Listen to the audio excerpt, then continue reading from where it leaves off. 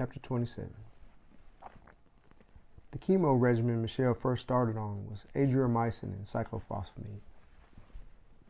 Adriamycin is cardiotoxic, so you can only receive a certain amount of it in a lifetime before they have to switch you to something else or risk heart failure.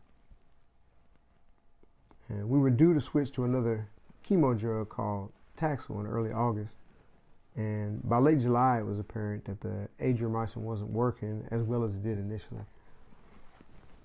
So Michelle's last infusions hadn't drained of her energy quite as badly as it did initially, which was good, but the tumor in the trapezius area of her neck started coming back slowly.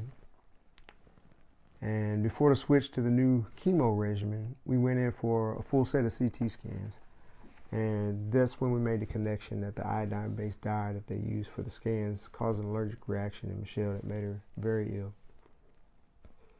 And just like the first time she had the CT scans done, Michelle got terribly sick from the contrast dye, resulting in fever and horrendous kidney pains, inability to keep down any food and water whatsoever.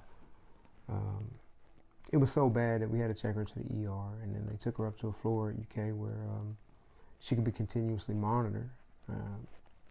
It was that bad. And the worst part is the doctors had no idea what was wrong with her. None. Through our own research, my research, because she was in no condition to do any research, we finally figured it out, that it was an allergic reaction from the CT dye, the contrast dye. And we had to bring the doctors up to speed, which is a pitiful state right there, but it is what it is.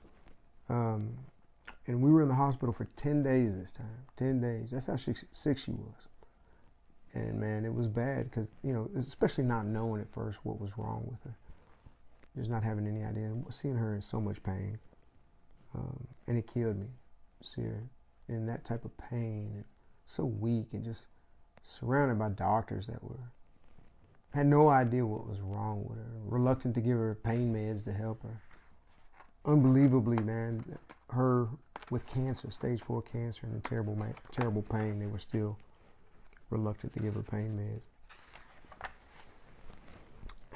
And I stayed with her the whole time, and I'm gonna tell you what, by God, I made sure she got IV pain meds whenever she needed it. Believe that. And it made me angry, and it made me sad too at the same time to think about other people in her condition that didn't have an advocate there willing to raise hell and familiar enough with the system to make people listen.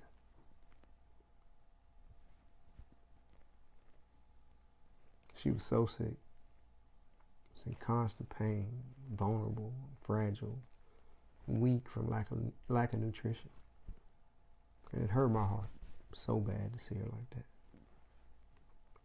And in a moment of weakness, while I was on my knees at her bedside, I just laid my head down in her lap and cried. And she ran her fingers over my head. She said, "Oh, my love, please don't cry. I'll be okay. I'll get better." I looked up and I'll never ever forget the depth of the pain that I saw in her eyes.